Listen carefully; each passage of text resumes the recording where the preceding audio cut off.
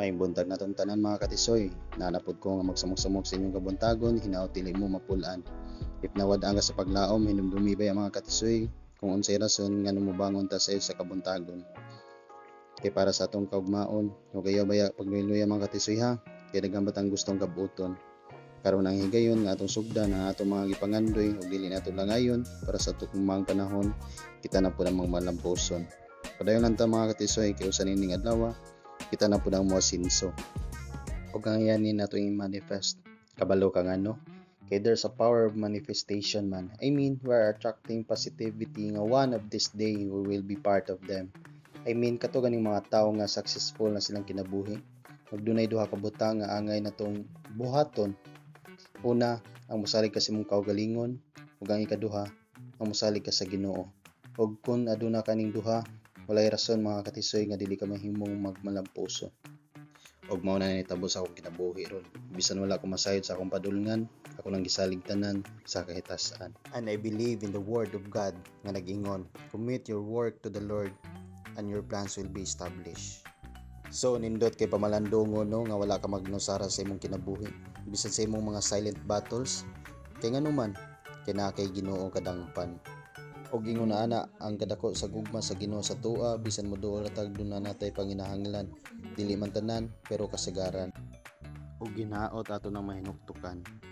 Hinumdumi mga katisoy bisan sa kasakit nga atong mga naagian, ang Ginoo kanunay natong kauban. Og walay makalabaw sa gugma sa Ginoo. Mao I pray and declare mga katisoy nga matagos sa kanato nga nagampo og nangayo tagan sa Ginoong kalampusan. Kabalo ko nga ang uban din niya sa tua nagmalampuson na ug ang uban wala pa. Ug sa mga nagmalampuson hinaot nga dili mo magduduha sa pagpaambit sa panalangin nga inyong nadawat. Kay once nga inyo nang buhaton, times 2 ang ibalik sa Ginoo sa inyo ha. And you will be a blessing in disguise sa ilaha. Og ginaot sa inyong pagkamatinabangon ang inyong mga pag-ampo tunggon. Og kanato nga wala pa pabori sa panahon, dili usab nato undangon na atong pagkamanggihatagon. Og kabalo ba ka mga katisoy nga sa atong pagkamatinabangon, dili lang kay ang tawo nga atong natabangan ang nagmalipayon, kundi apil ang Ginoo nga naglantaw sa tua.